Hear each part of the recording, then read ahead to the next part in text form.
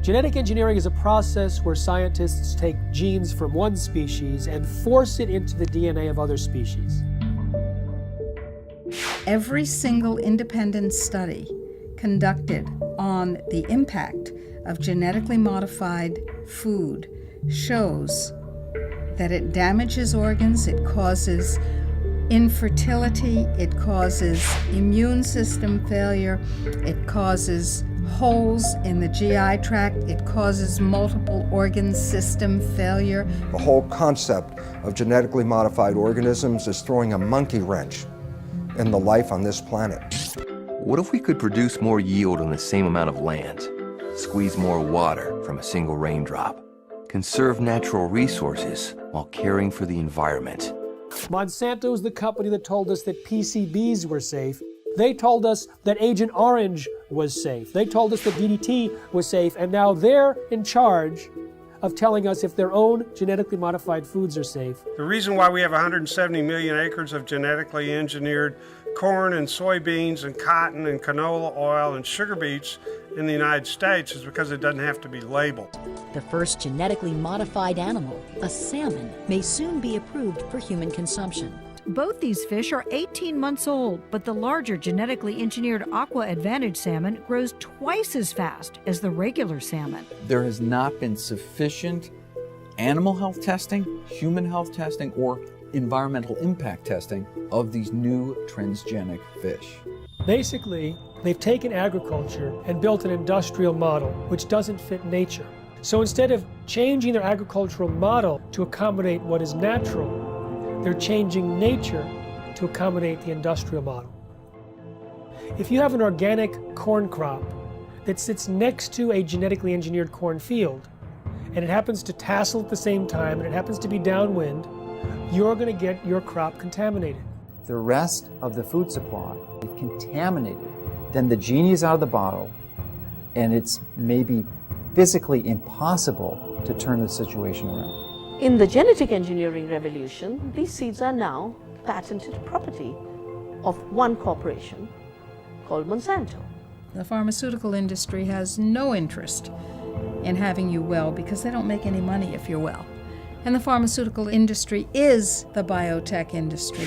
Some people think that GMO really means God move over. We are heading downhill at a rapid rate of speed toward our own extinction. The use of GM in agriculture is a risk that is simply not worth taking.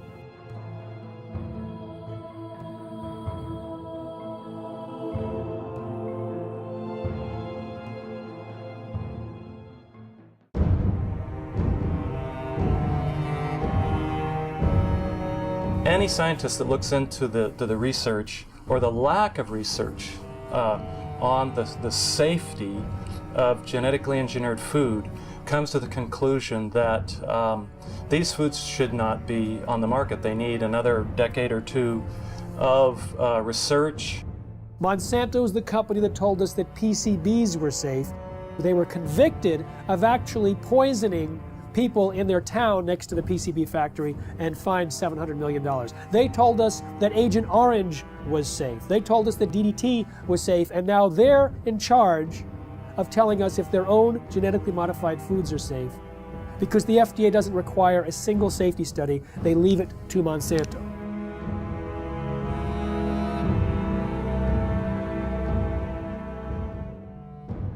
I know Monsanto, as one of the officials of the organization said, we're here to make money. And that's not just Monsanto, that's a lot of food industries. Their job is to make money for the investor. Unfortunately, that becomes the highest priority thought in their minds. Make money, make money, make money. They're not actually making products to make health, they're making money. And so they tend to overlook the health consequences. I think that is a ridiculous sort of approach to the problem. There should be some responsibility being assumed by the producer that when they're producing food, they have a reasonably good assurance that it's a good quality product. That should be the highest priority thing. And then if they can make money with that, fine and dandy. But unfortunately, it's usually the other way around. People in this sort of business are looking for opportunities to make money first priority. And then in this case, maybe letting somebody else worry about the health consequences, maybe even the public. And I think we have it upside down. That is simply upside down. Why did the FDA abdicate their responsibility to protect us? The White House had instructed the FDA to promote biotechnology under the first Bush administration. And so the FDA created a new position for Michael Taylor, Monsanto's former attorney. So Michael Taylor was in charge of policy at the FDA when this GMO policy was created, and then he became Monsanto's vice president, and under the Obama administration was put back in the FDA as the U.S. food safety czar.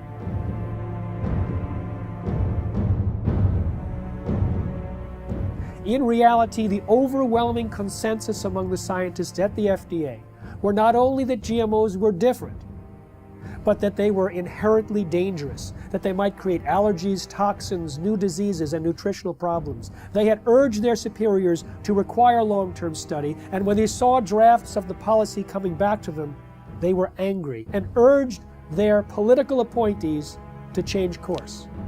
But Michael Taylor and the political appointees ignored the science, ignored the scientists, denied the existence of their concerns, and set forth a policy that allowed GMOs to be put on the market in a way that creates unprecedented risk for human beings and the environment. The FDA is composed of smart people, but they're smart people with a conflict of interest. They're smart people who make their decisions based on what will support their financial needs or their academic needs, not what makes scientific sense. What you can do with GMOs is basically engineer food in ways that make it most profitable from the company's perspective. But from the company's perspective, whatever negative aspects of that might exist are simply irrelevant. And more than being irrelevant, the company is motivated to try to suppress knowledge about those negative aspects. The company is motivated to try to suppress government attempts to regulate in relation to those negative aspects. The company is motivated to try to infiltrate government and lobby government. I mean, when you look at the Clinton administration, Bush Sr., Bush Jr., and Obama, you look at various high-ranking positions in the administrations of all of those presidents, you find people who have worked for Monsanto. Most people don't realize that Monsanto has been around for about a century. They've acquired lots of resources, and they are very clever and sophisticated. They know how the game works. They understand lobbying. They understand bribery. They have been effective at essentially stacking the political structure, the federal regulatory agencies in their favor, to the point that it's almost physically impossible to pass any type of federal regulations or legislation, because the people who make those choices have been in the revolving door of Monsanto. They either previously worked for them or they're paid consultants for them. The governments now, wherever they are dependent on corporations. Who are these governments? Who are these companies? Corporations. Telling people what to do, what to eat, what to feed their children. We are people, we're the children of God. We have constitutions, we have our constitutional rights to eat and feed our families that nature produces. They say, no, we don't have that right. In fact, we're going to force that on you. It's the FDA and the USDA who helped lead the charge for these new food safety bills. There's nothing in those bills to protect you. It's there to protect the genetic engineering industry. And unfortunately, if we don't stop this, you won't see organic farmers. The laws in the bills currently are so strict, so arbitrary, that if you are a small organic farmer, you can't meet their requirements for safety. As a result, you'll go out of business. Not a single human being on earth gets up and says, boy, I can't wait to go to the supermarket and buy a GMO food. And why is that? That's because after 30 years and hundreds of billions of dollars of public and private investment, they haven't been able to come up with one thing in this food that actually helps the consumer. No better taste, no lower price, no more nutrition, nothing. Zip, zero, nada. 85% of all the genetically engineered crops in this country and around the world are designed so you can soak them with weed killers, toxic herbicides. And who are the big companies that do this? Come on, you know who they are. Monsanto, anybody, what? Who else? DuPont, Dow Chemical, Syngenta, Bayer. What kind of companies are these? Chemical companies. As the chemical seed package has spread, and now with genetically engineered seed that originally was free in India because it belonged to the farmers, or was low cost because it was released from the public sector universities that did seed breeding. In the genetic engineering revolution, these seeds are now patented property of one corporation called Monsanto. They take genetic material, either DNA or RNA, and insert it using very sophisticated techniques and create an artificial life form, a transgenic species that is impossible to reproduce in nature because the reproductive organs don't match. And as a result, once this form is created, here's the danger. It can cross-pollinate, it can contaminate the traditional crops.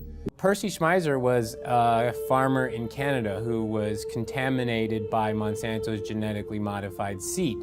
Well, he realized he'd been contaminated because he used some of this herbicide to kill off weeds around utility poles on his property. When he saw some of the seed did not die from the application of glyphosate, he knew it must be genetically modified.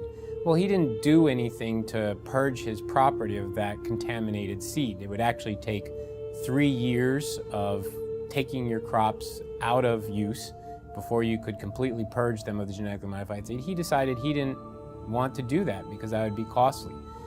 So he saved his seed for planting the following year, and Monsanto said, well, you now knew that you had genetically modified seed. You saved it for planting a second year. That's infringement. They sued him for patent infringement. It went all the way up to the Canadian Supreme Court.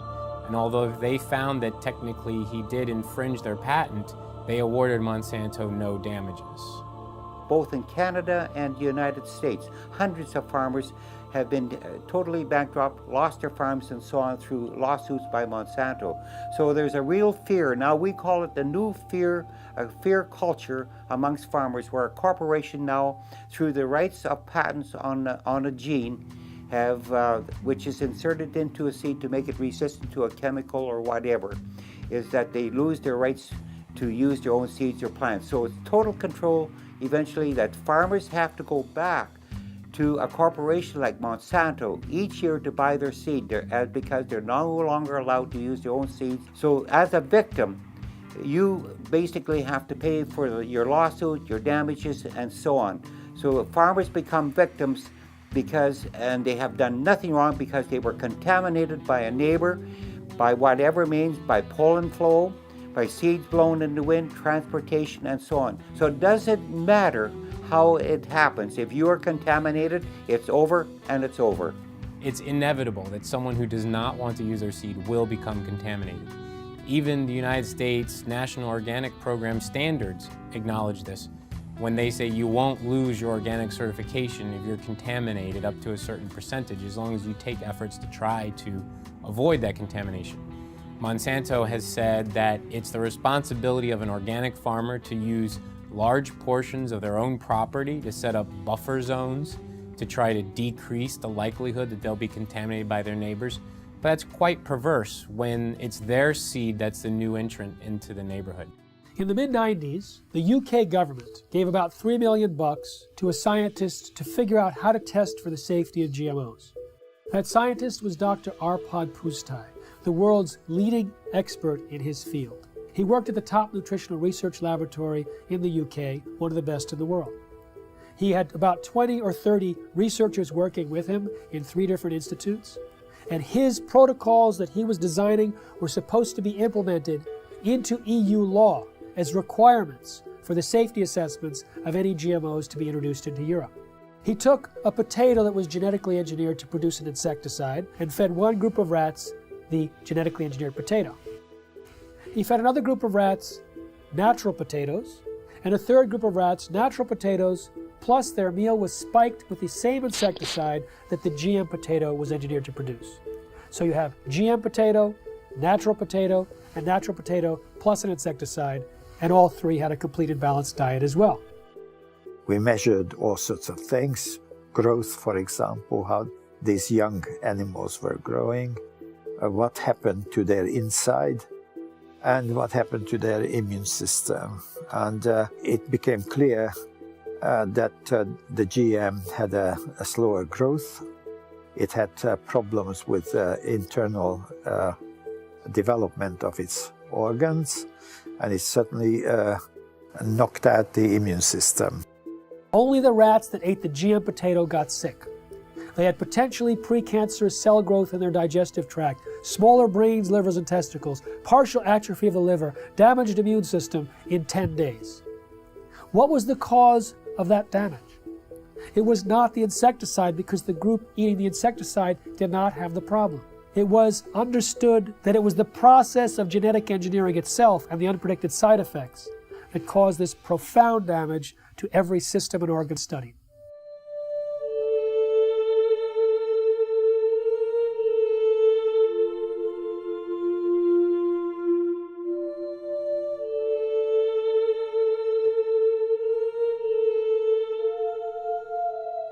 He shared his concerns about GMOs and was a hero for about 2 days at his prestigious institute.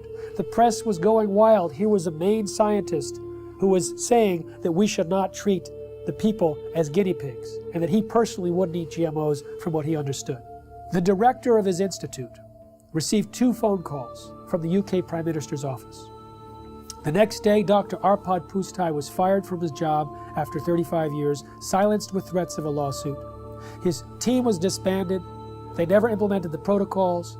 Instead, a campaign was launched to destroy his reputation in order to promote and protect the reputation of biotechnology. We do have all the methods available for testing the safety of GM crops. It will be unforgiven by humanity.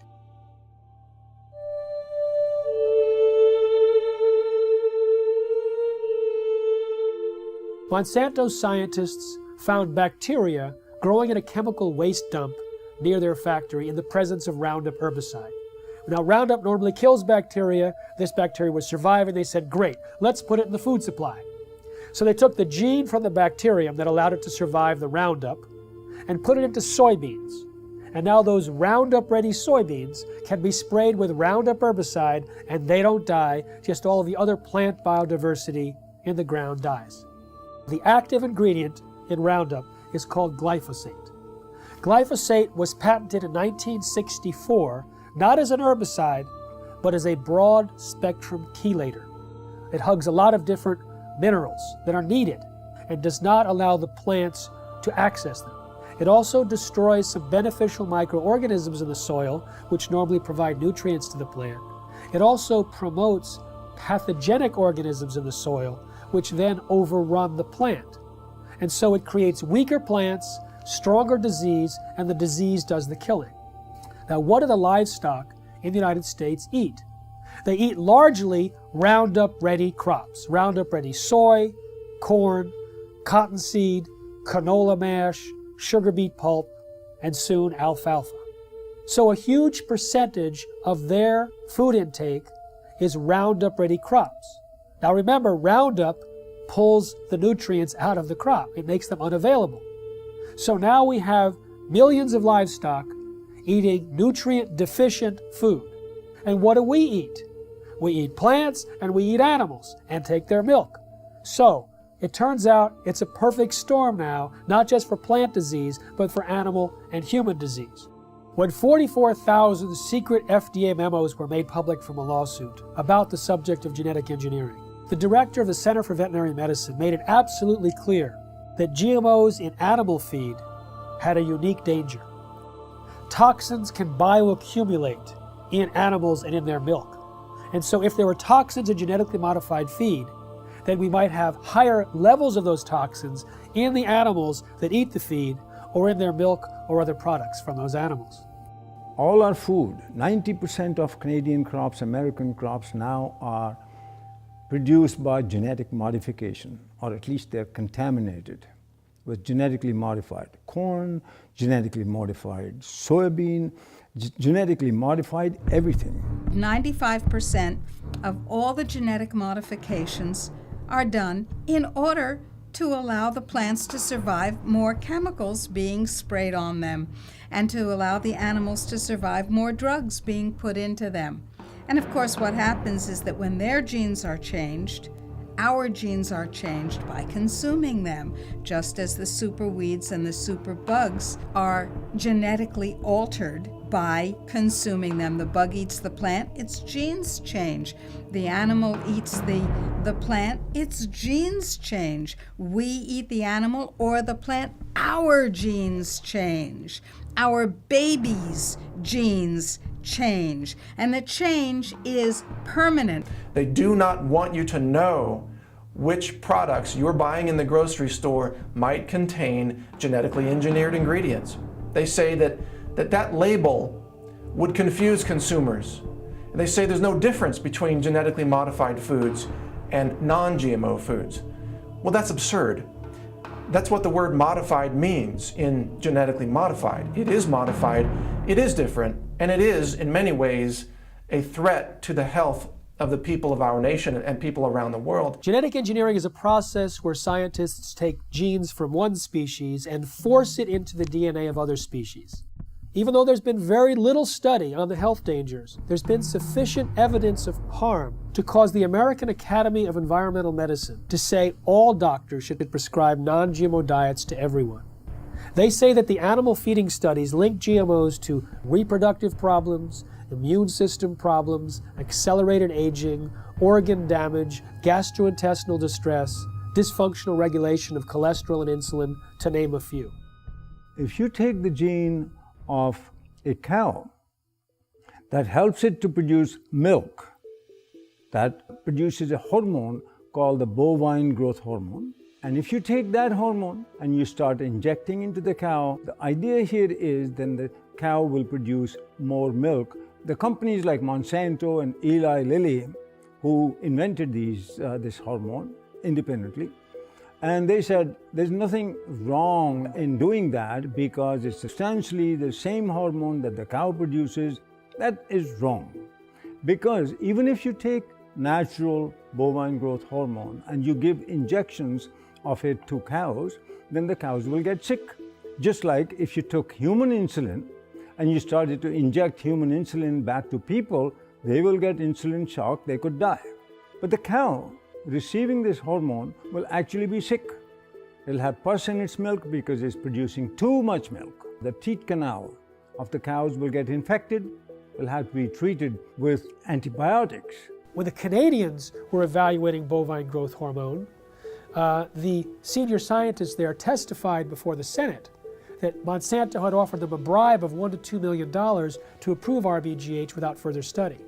They say documents were stolen from a locked file cabinet in the government's office, that they were being pressured to approve the drug, which they thought was of questionable safety. What we have is rigged research, hijacked regulatory agencies where many people at the agency, at the FDA, that was approving this bovine growth hormone were from Monsanto. Monsanto's former attorney, 2 former researchers. In fact, Richard Burroughs, who was an independent veterinarian working at the FDA, he was fired. He was told he was slowing up the approval process. Well, he sued and was reinstated back at the FDA, but during the trial, his boss admitted that the whole thing was a setup to get him out. He was in the way of the approval of bovine growth hormone. In the U.S., there's evidence that articles have been published that scientists who do any research on that possibly could show negative results of genetically engineered crops are harassed. They are denied funds. The universities that depend on industry money are pressured to not allow this or to discourage this kind of research. Monsanto's own research shows that when rats were fed this BT corn, they had signs of toxicity in the liver and kidneys. When genetically modified soybeans were fed to rodents, we've seen changes in the testicles changing from pink to blue, changes in the sperm cells, changes in the uterus and ovaries, in the DNA functioning of the embryo offspring. In 2001, a small California biotech company called Epicite patented a gene, which causes both men and women who eat it, in the form of any product, to produce antibodies to sperm. If the men eat the Epicite gene, they produce antibodies to their own sperm, rendering them irreversibly sterile.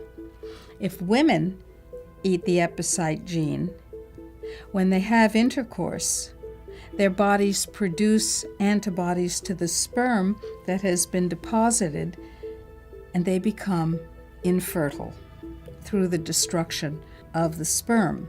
Now, DuPont and Monsanto formed a joint venture, purchased the Epicite firm, and, quote, commercialized the Epicite gene.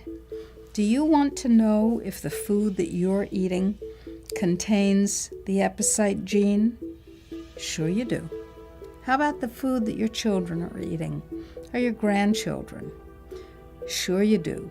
We've seen smaller babies, a death rate that's 5 times that compared to controls. Sterile babies, even babies with hair growing in their mouths. And this has been done by government scientists as well as independent scientists who are at the top of their field.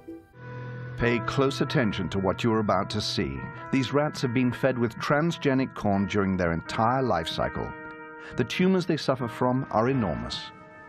The study that revealed the effect of the GMOs on the health of these rats has just been completed. It lasted for 2 years. We spent over a year trying to obtain transgenic corn because no GMO manufacturers were willing to provide them.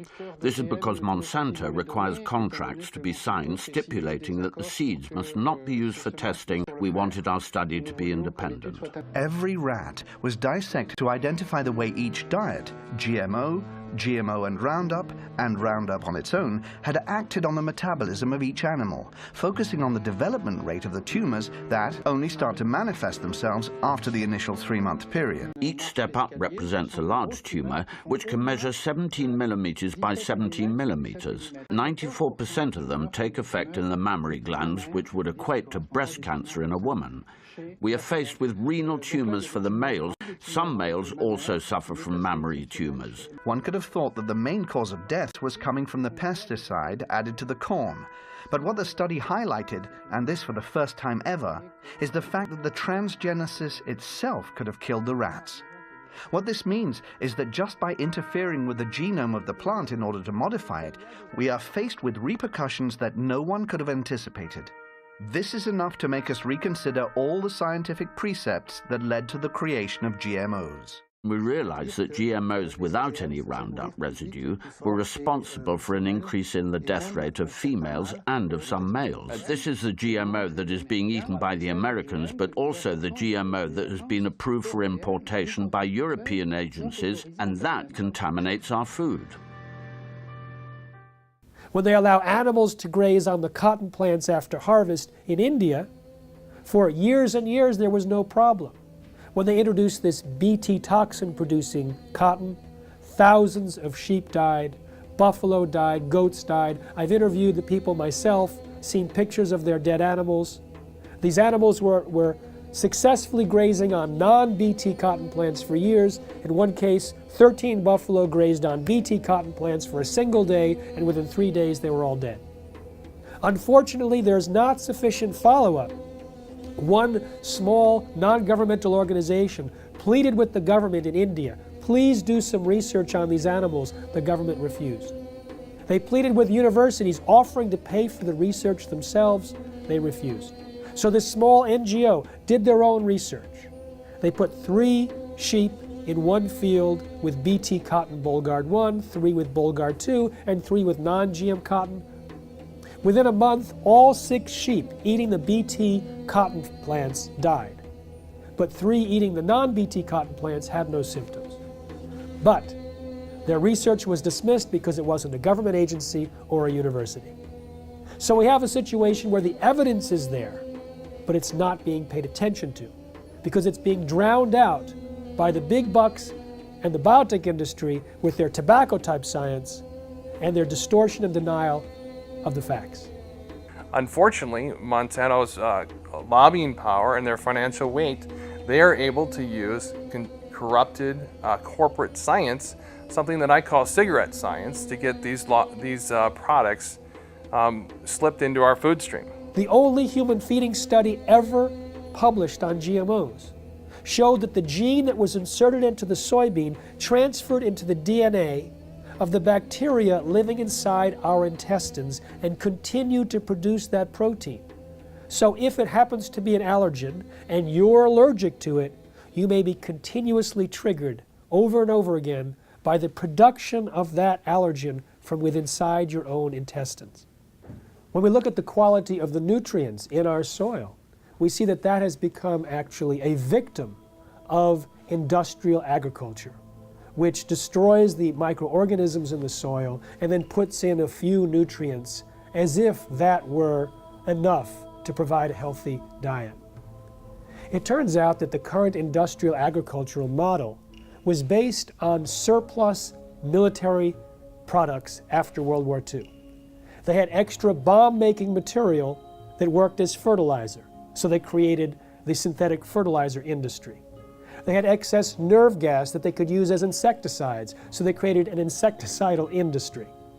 And by steering the farmers and the land-grant universities and all the population towards these high-input, corporate-driven agricultural models, we actually stripped away some of the health and some of the nutrients that were vital and are vital to the health of the people and of the livestock. The plant's ability to absorb nutrients out of the soil is restricted with GMO seeds and plants. And that's why the nutritional value is going down, and that has become a very big concern. And there's a very big concern that many of our foods that we eat, nutritional value contents have to be rechecked because it has changed. It alters the structure of a plant when you put a GMO gene into a plant. So you no longer have the same type of plant and you've changed the makeup. Monsanto is the only company I know of that doesn't want you to know you're buying something that has their technology inside it. You know, cell phones, computers, automobiles, everything else we purchase, clothing, is branded because everyone wants to know, they want consumers to know that their product is inside whatever you're purchasing. But Monsanto wants that to be a secret. If you go and purchase any of their bags of seed and you look at the back, there's a big, huge box with a big stop sign. And when I first saw this, I thought that meant stop, this seed is dangerous. Don't swallow it, wash your hands after you've touched it. You know, all those health warnings are lower down the bag in smaller font. If you look in the box where the stop sign is, it actually says stop. These seeds are protected by the following patents. Your use of these seeds must be in compliance with the license agreement. You may not save the seeds for replanting, blah, blah, blah, blah, blah. So they object to labeling of food that consumers buy, but they have no problem with labeling their own product with all of their patent numbers. So there's some things that they want the public to know and other things that they don't. Traditionally, the proponents of genetic engineering have stated that there's relatively no risk or essentially no difference between genetically engineered plants and products and conventionally raised products. Well, new studies dispute this quite widely. There was a study done last year in the Journal of Reproductive Toxicology that showed that over 93% of genetically engineered toxins were found in the blood of pregnant women and 80% in the fetuses.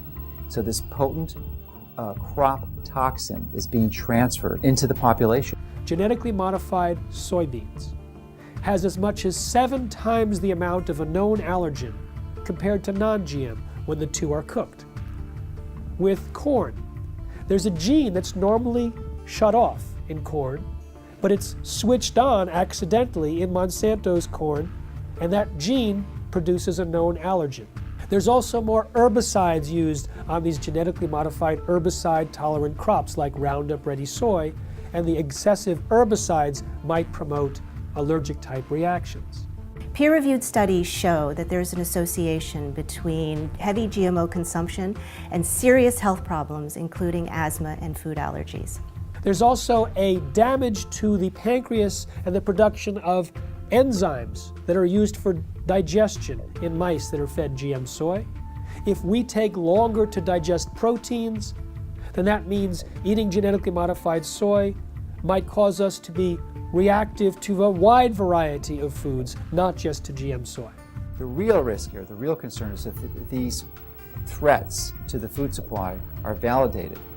And there is, the GE crops are the predominant crops, and they've contaminated the rest of the food supply. Then the genie is out of the bottle, and it's maybe physically impossible to turn the situation around.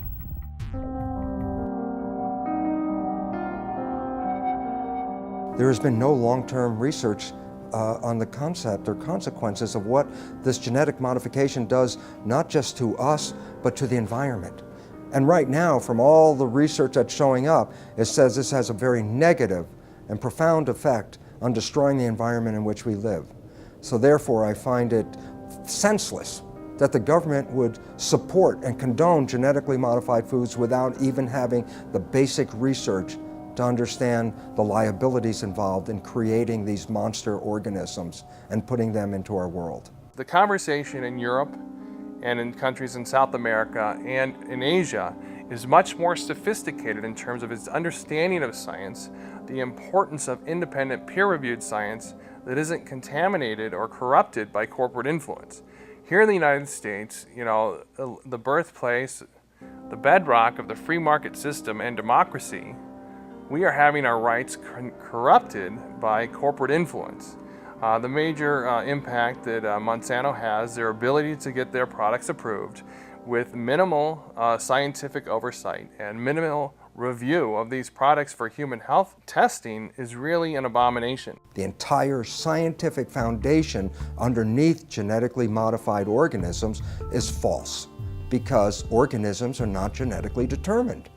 And when we understand that, we recognize that the only way to create crops that will benefit humanity is to understand nature herself and learn to live in harmony with it. And this is a completely different approach than humans have had for the last couple hundred years, where we always thought, oh, humans' job was to control and dominate nature. In that process, we are now leading the world into the 6th mass extinction of life on this planet. 5 times in the history of this planet, life essentially got wiped out and started all over again.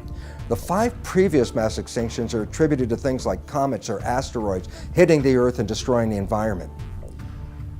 We are now deep into the 6th mass extinction of life on this planet. We are losing species of organisms faster than even in the previous 5 mass extinctions. But the source of the problem is much closer to home than a comet or an asteroid. Science has recognized that it's human behavior that is undermining the web of life. Rather than trying to control nature, our mission is actually how to learn to live in harmony with nature. The FDA, which treats the American people as slaves, knows that if people knew the truth about how healing their foods can be and how dangerous the processed foods really are with all their chemical contaminants and their genetic modification, if people knew the truth, they would demand food freedom. They would demand access to healing herbal therapies and healing dietary supplements. They would demand that the FDA back down from its intimidation campaigns that have been leveled against producers of dietary supplements and herbal remedies and raw dairy products and so on. The people would demand that if they knew, and that is why they are kept ignorant under this campaign of disinformation currently being waged by the FDA. I've been vigorous in my opposition of these strategies that these large corporations use to use their influence for their benefit. And as a result of my positions, I'm frequently criticized by their own local networks, the skeptic networks and such. And they're also their ability, because they are so politically connected, to use the federal regulatory agencies to come after me personally, to file claims against or statements against my company, and also to criticize me such that it can be viewed in most of the traditional media to skew the information, the truth of what we're saying. They twist the tables. It looks like we're the bad guys when actually nothing could be further from the truth. We're just seeking to help people understand what the true reality here is, and give them the tools to make that distinction and give them the right to know. In the early 2000s, Monsanto and the biotech industry vilified a scientist for his linking of Bt corn to a decrease in monarch populations. 2 years ago, another research paper came out confirming that yes, Monsanto's Bt corn and their Bt cotton products were actually reducing the habitat of monarch butterflies. Monarch butterflies are the canary in the coal mine on the prairies in the Midwest. Of the major impacts, the negative environmental impacts that these products are having. The large-scale cultivation of GMO crops can harm biodiversity in a number of different ways. One is that in the case where the crop is engineered to be tolerant to a herbicide, such as Roundup or glufosinate, then the application of high doses of these weed killers destroys the weeds upon which other organisms normally would be consuming. So the insect population is reduced, and then there isn't the insect population upon which the birds are also consuming. So there could be a knock-on effect on the biodiversity within the fields where herbicide-tolerant crops are being grown. And indeed, large-scale field trials sponsored by the UK government several years ago now did indeed find that in fields that were growing herbicide-tolerant sugar beet and canola, that the biodiversity in these fields was markedly reduced. There's a lot of information now on bee colony collapse, and it's now linked to certain of the chemicals that are sold by certain of the major companies. So there's a lot of concern now about the bees dying, because now we'll lose a major insect that pollinates our plants, and so that also has become a big concern. But it's all related. It all goes back to the massive increase of new types of more powerful chemicals, more toxic chemicals than we ever had before. And that's why we have many of our beneficial insects are being killed by these new types of chemicals. GM carries novel health and environmental risks, which we are now beginning to measure, both in terms of environmental impact and also outcomes in feeding trials, controlled feeding trials in animals. Then I feel that the use of GM in agriculture is a risk that is simply not worth taking. GM doesn't address root causes of problems in agriculture. At best, it is a symptomatic cover-up. No genetically modified crop can grow unless it's attached to some kind of a pesticide. Those pesticides, more and more, are in these plants. They may have killed the weeds, they may have killed the insects, but the product is still on the plants, and if it's washed off, then it's in the water, it gets into the lakes, it gets into the oceans, it's everywhere. And it's toxic, it causes cancer, it also causes endocrine disruption. That's a technical term for change of hormones. They don't even want to label that this is genetically modified. The milk is genetically modified, or the crop is genetically modified. They say, if we label that, we won't be able to sell it because people won't buy it. Of course, people won't buy it because people don't want it. We have thousands of different varieties of any given food crop you can mention. And by simply dipping in to this already existing reservoir of varieties of crops, resurrecting old crop varieties which have been displaced, could readily meet our food needs without having to resort to the risky procedures associated with GM. What is an herbicide-resistant crop It's a crop that you can spray the hell out of it with a toxic chemical and it won't die. It kills everything except that particular crop. And so you have the ability not only to sell the seeds to the farmer, you're going to sell them the companion pesticide. So you get two sales for one, and they're going to have to come back to you every year and get them because once you start applying these poisons on this scale, your farmland is so devastated that to convert to organic, for example, is economically difficult. The most comprehensive analysis of GMOs shows that they actually reduce yield.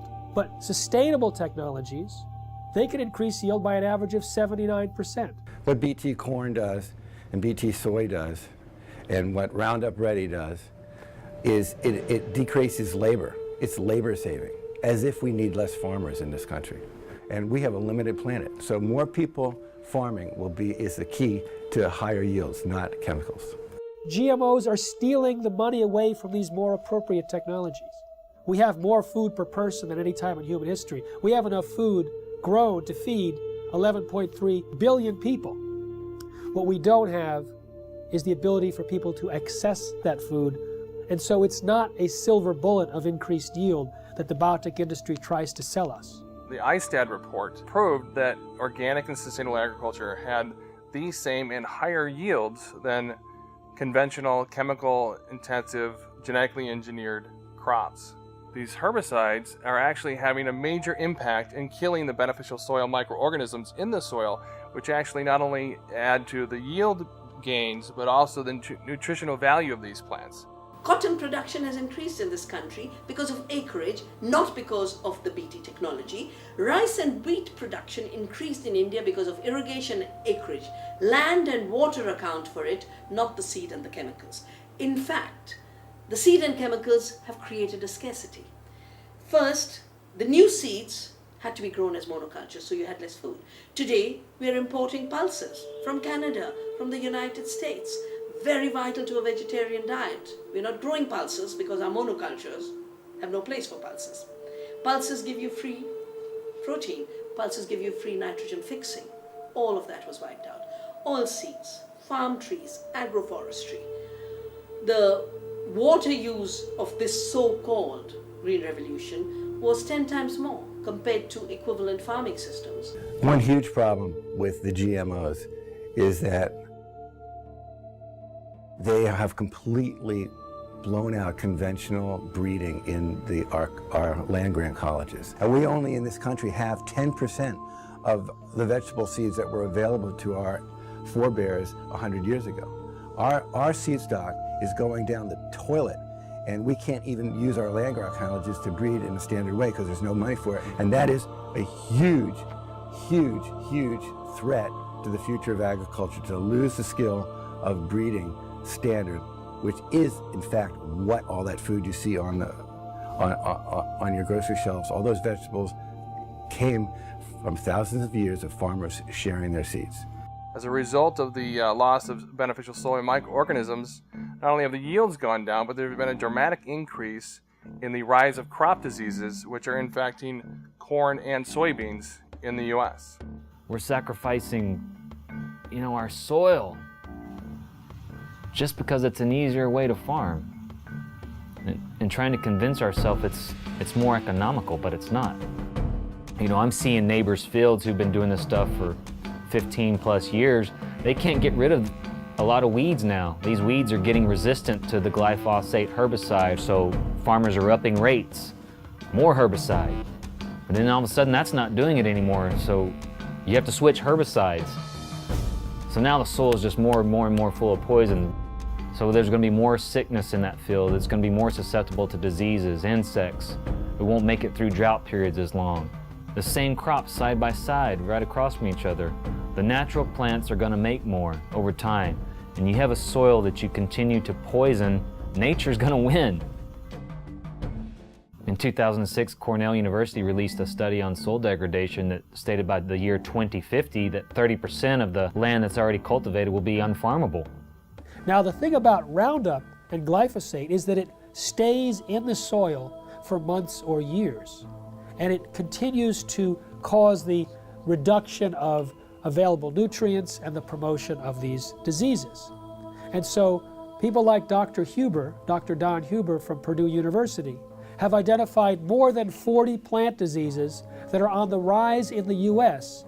because of the overuse of Roundup and other glyphosate-based herbicides. Now, it pulls these nutrients out of the food supply for months or years. According to Reuters, in 2007, there was about 184 million pounds of glyphosate herbicide used in the United States. Now, that's one of many, many years, hundreds of millions of pounds, which means hundreds of millions of pounds of nutrients have been tied up and taken out of the food supply. When we have a company like Monsanto that says, I don't care what nature says, I'll create the crops that I want, and we look at what happens, we see another step, another process in our own demise. This is a very powerful enemy, a classic David versus Goliath challenge. And there's the only way we have any approach, any possibility of ever winning this thing is if we work together as a cohesive group. The whole concept of genetically modified organisms is throwing a monkey wrench in the life on this planet. And until we change that, we are heading downhill at a rapid rate of speed toward our own extinction.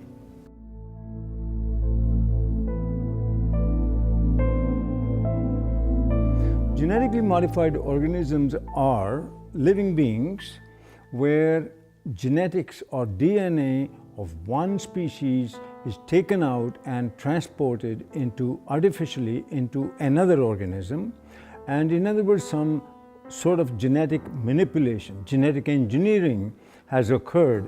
Nature, God if you like, does not permit that.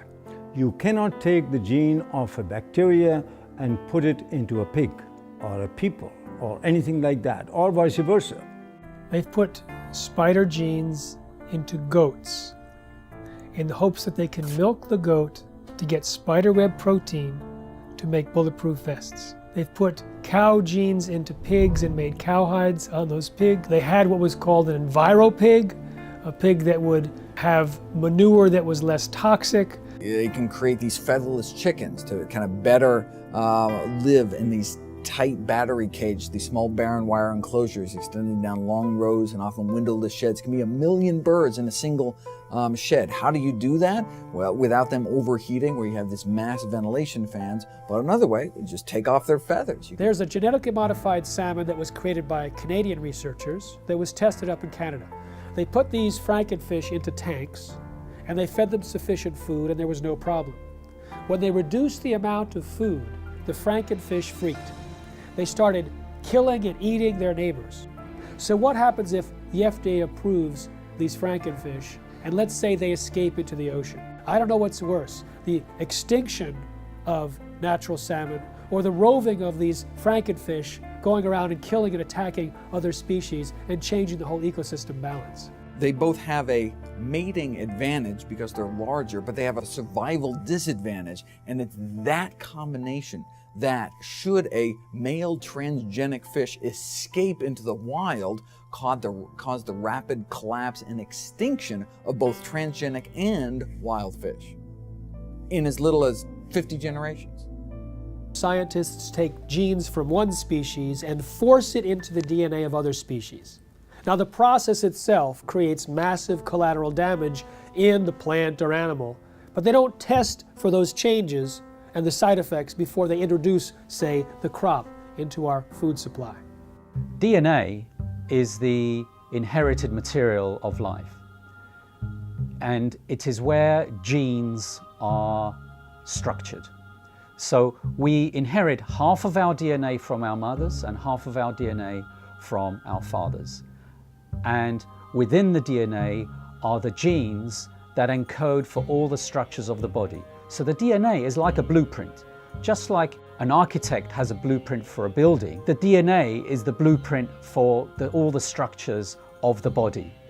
So when a gene is switched on to function, the information within that gene is being used to manufacture a protein. And that protein builds the structure of the body. And then proteins in the form of enzymes carry out all of the chemical reactions of the body that constitute the living organism.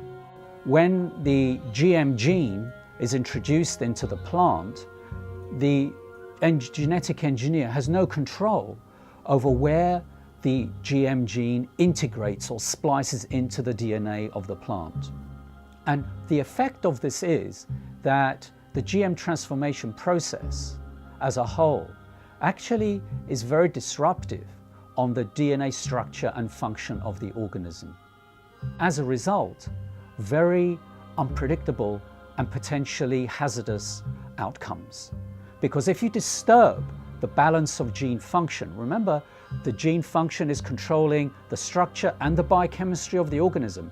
If you disrupt the balance of gene function, you disrupt the biochemistry. And if you disrupt the biochemistry, you run the risks of creating novel toxins, novel allergies, as well as a disturbance to nutritional value. These types of outcomes resulting from the disruptive effect of the GM transformation process have been observed, are observable, and they're genuine. With our understanding of epigenetics, the new science of how environmental signals control our genes, we're introduced into the chemistry of where do the signals come from that select the genes and modify our genetic activity. Well, we used to say everything was due to the genes, but now we find there's a class of molecules called microRNA. They're very small RNA molecules, and they're found in all the cells. And these microRNA molecules are molecules that adjust the reading of our genes. And well, a new understanding has been found about the microRNA molecules. And when we eat food, the microRNA from the food is picked up by the digestive system and not broken down. The microRNA is taken into our own body intact. And now what they followed is the microRNA from food ends up in our own cells, like in our liver and other cells in our body. And these microRNAs still have the same function. They change our genetics and they change our readout of our genome. And the significance is profound. It says when you eat genetically modified foods, we are eating a new class of microRNAs that have never really been in the world before. And yet, these microRNAs are picked up by our biology and adjust our own genetics. So, in a sense, the old story, we are what we eat, actually now has a biochemical foundation. And then all of a sudden it says, if that's true, then why would you risk your life eating a genetically modified food containing microRNAs that can totally distort our own biology and cause great problems in our lives? The process of genetic modification is a completely irreversible process. Once it has been carried out, it affects the reproductive cells of the organism. So any effect you have, for good or for bad, is then passed down through the subsequent generations of that particular organism. And that's true for plants and animals, indeed for any genetically modified organism. And this now has to be understood because when we eat genetically modified foods, not only does it affect our own cells like that, but we also know that the bacteria in our gut that are required for our survival, we need these bacteria. The bacteria also pick up the genetic engineered genes. And we modified the gut bacteria. And you say, well, why is that relevant? Well, not only do we need the gut bacteria for our survival, but the gut bacteria change our genetics. Information from the bacteria is picked up by the digestive cells and adjusts the digestive system cells to be compatible with the bacteria in our gut. There is a dialogue and a communication. If you alter the genetics of the gut bacteria, by definition, you've completely altered the development and genetics of our own cells. Way back in the 70s, they developed this grand vision of being able to splice in high yield and drought resistance and all sorts of, pest resistance, and they dreamt of patenting those genes and having proprietary ownership of these genes. And during the 80s, that indeed came about from a number of court decisions. They believed they could make billions of dollars from these proprietary gene transfers to make food do certain things or crops do certain things. When the evidence came out that there were fundamental flaws in the genetics, they just did not want to know. They didn't want to do the research into these issues of food safety. and they went ahead with their development, yet they weren't doing the basic research. You see, GMOs are the product of an infant science. And now we are feeding that product to the entire population. And it's known to create unpredicted side effects. And no one is testing to see if the rise in all these diseases since GMOs were introduced in the mid-90s is caused or promoted by these GMOs. If Monsanto's patent on a gene, if that patented gene gets into any, and I'll use the term, higher life form. So what does that mean? Birds, bees, animals? And the question I have to ask, what about human life? If Monsanto's patent gene gets into you, gets into me, does that say they own me? Do they own you? These are all questions that the courts and our governments will have to address. How far does the patents on genes on life go?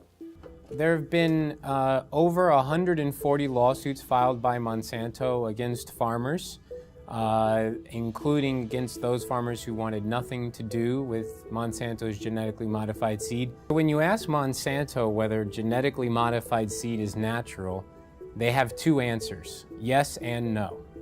And it depends on which side of Washington, D.C. they're talking. If they're at the FDA or the USDA, they say genetically modified seed is absolutely no different than natural food. It doesn't need to be tested, doesn't need to be labeled. The public doesn't need to know if their food's been genetically modified because it's no different. Then when they're on the other side of Washington, D.C. at the patent office, and the patent office is saying, well, you don't deserve a patent because your seed is no different than natural food. They say, oh no, it's not. It's completely different. We've invented something brand new. It's radically different and it's so inventive we deserve not just one patent, we deserve entire portfolios of dozens and dozens of patents. Because the United States was the only country in the world, still is, that allowed genetically modified organisms or any organisms to be patented. Up until then, living organisms or their products could not be patented. So the patent for insulin, genetically modified insulin produced in the E. coli bacteria, was given to Eli Lilly. Monsanto got it for RBGH, the bovine growth hormone.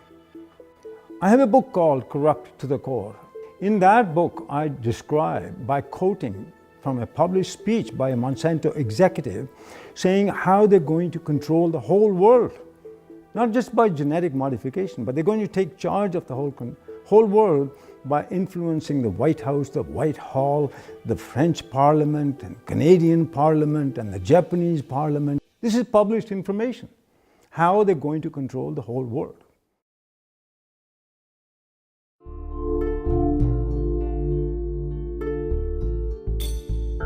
American people are beginning to become more aware and wake up to the fact that their government has been corrupted by corporations and the food that they're feeding themselves has possibly serious human health risks. In the European Union, where labeling is required, there's almost no genetically engineered food on store shelves in restaurants. There's almost none of it planted. Today, more than 50 countries around the world allow labeling of genetically engineered foods.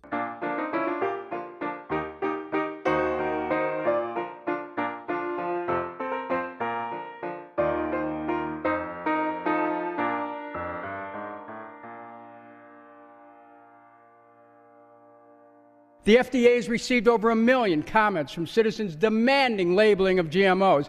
90% of Americans agree. So why no labeling? I'll give you one reason. The influence and the corruption of the political process by Monsanto. If you have an organic corn crop that sits next to a genetically engineered corn field, and it happens to tassel at the same time, and it happens to be downwind, you're going to get your crop contaminated. In fact, even the seed stocks are becoming contaminated. I should have the right to be a conventional farmer. You should have the right to be an organic farmer if you're right.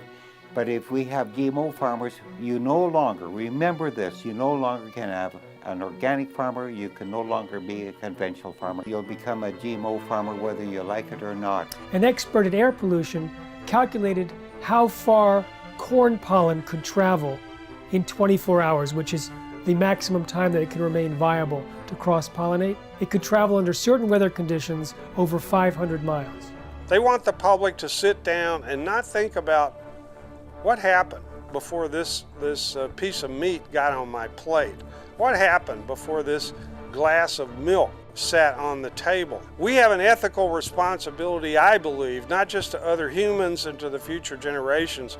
We have an ethical responsibility to all living creatures. We have increasing numbers of retarded and autistic and genetically damaged people among us. We have increasing numbers of lethal allergies and potentially lethal allergies that coincide with the introduction of genetically modified food.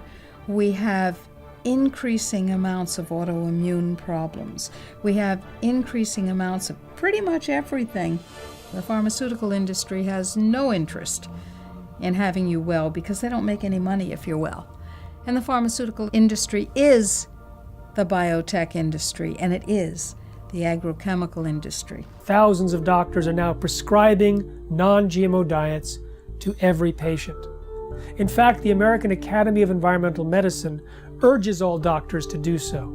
They evaluated the animal feeding studies and said that there's a causal relationship between GM feed and disorders, and they urged the government to put a moratorium in place on GMOs, and of course they're for labeling.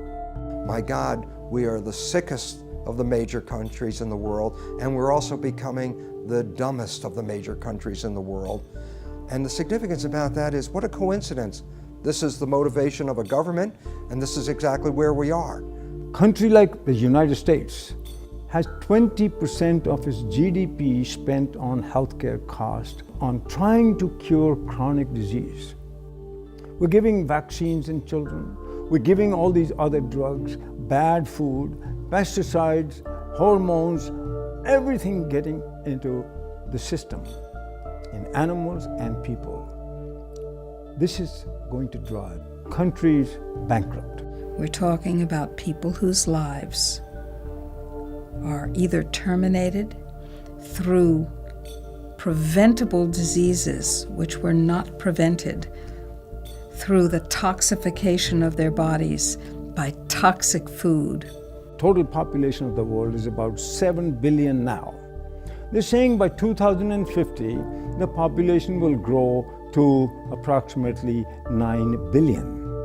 And these companies and the governments all over the world are saying the amount of food in the world will have to be increased to twice the amount. Biotech industry is promising to feed the world with crops that'll have higher yields, even though it's not the amount of food right now that's the critical issue, it's access to the food. And access to the food is largely an economic issue. There's no shortage of food. This is purely due to corruption, because corrupt people in power won't let poor people have their share. Now, since GMOs were introduced, there has been a dramatic increase in infertility in the United States. But there's significant evidence both in laboratory animal feeding studies as well as livestock experience to point a finger at Roundup Ready crops as a potential cause. The newest information of a study just published a week ago shows that these toxins in the food have actually been associated with an increased intensity of obesity, and this is found in salmon and rats. And there are other suggestions that they produce long-term imbalances in fertility rates, in hormonal levels, and immune function, and the ability to digest foods. Big agricultural and chemical companies don't want to label GMOs. What these corporations say is that labeling GMOs will increase our food bills. What I say is if they're so concerned about our bills, then they need to focus on a bigger price tag, and that's our healthcare costs. And we're not just talking about the cost of medications here. How about the cost of missed work and lost productivity when parents have to rush their child to the emergency room or to a doctor's office? And for the children, how about the missed school and summer camp? We're talking about the emotional and societal cost played out over and over again, hundreds of thousands and millions of times over. So these companies that are promising us to have abundant food, bring prosperity, they're lying, and the governments are with them? I think if you really want to know the true story about what corporations are doing in our society, about the various harms and dangers that they present, you can't rely on mainstream media. You have to go deeper and you have to go further. That's going to be a very important piece in us moving forward. The fact that we do have those sources of investigation that are not beholden to corporations or corporate media, and that we do have a mechanism in the internet for disseminating them broadly. We have this sort of common enemy that has allowed the profession, the healthcare professionals and the journalists and a whole variety of individuals and media sources who you wouldn't think would be aligned, and typically many of us have disagreements on certain issues, but we've all come together to realize that this is a very powerful enemy, a classic David versus Goliath challenge. And there's the only way we have any approach, any possibility of ever winning this thing is if we work together as a cohesive group. So what you see is Monsanto genetically contaminating crops, monopolizing seed and destroying biodiversity, turning farmers into serfs through this indebtedness, corrupting government, undermining law and regulatory process, and worst of all, polluting scientific knowledge. They're polluting genetically, they're polluting politically, and they're polluting epistemically. They're even stealing our minds. Through the food we eat, through the television and programming and the news media we receive, that information alone constitute what you might call the nocebo information. That negative information about the world is causing us to become sick. The food we eat exacerbates that same problem. We are living in a situation where we must take back our own power. They can surround the Congress, they can surround the congressional offices back in their district, they can surround the Monsantos and the city groups, and that's what they got to realize, that that's the first stage, because people showing up and massing together with agendas and with good artwork and signs and music scares the hell out of these politicians and their corporate masters. Let's use the power of government to support what we want, which is to have choices. Stand up that you should have the right, a human right to grow the foods and crops that you want. Americans have a right to know if their food is genetically engineered. It's time for labeling. It's time for people to know how their food is being produced. It is completely pro-capitalist to have things labeled. That's where you know what you're getting. And if the consumer over and over and over again says they want to know, they want the choice. But producers are freaked out because the choice is not going to be for them. We have to start now and not let more contamination exist and more danger to human health and the environment to the massive use of chemicals. So by stopping GMOs and eradicating GMOs, you'd also then stop less chemical use and more danger to the environment. And all of us are very concerned about human health and the environment. What's going to get your children through this and your grandchildren's generation? What are we handing off to them? What are we passing down to them? If the earth is us and it's our greatest legacy, what are they inheriting? And if you care about what you put in your body, you'll create as much of your own food supply as you can while you still can. Save seed, grow heirloom foods without any chemicals. I mean, there's dozens, if not hundreds of methods and ways that we can go about correcting this and preventing this, but we have to start making those changes now. It's very important to be an organic farmer for the future of our children and our grandchildren and even ourselves in the food that we eat. Don't give up your rights, our human rights to this. If what's important to you is what goes into your body and what your health is now and will be, then you have to become activated. But to do that, we have to recognize there's a new science, and that new science completely pulls the foundation out under the conventional science of genetics and GMOs.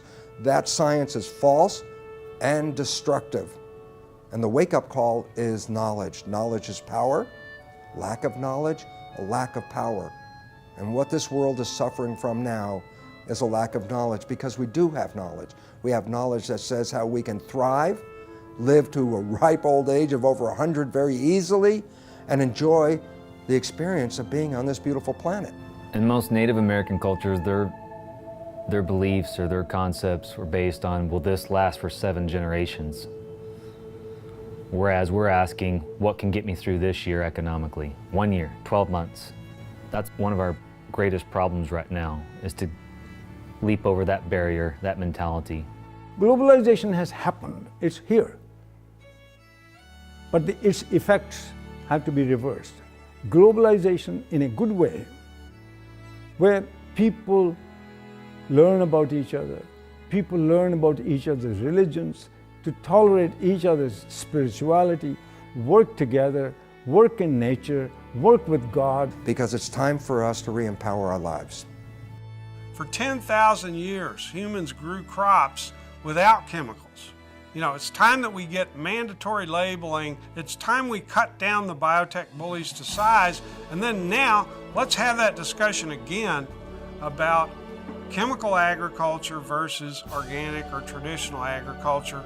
The overwhelming majority of the public want us to produce food and to raise animals in the natural, healthy, humane way, in a way that doesn't destroy the environment, public health, and the climate. And we're going to get to that point, but it's going to require, as I often put it, the food fight of our lives.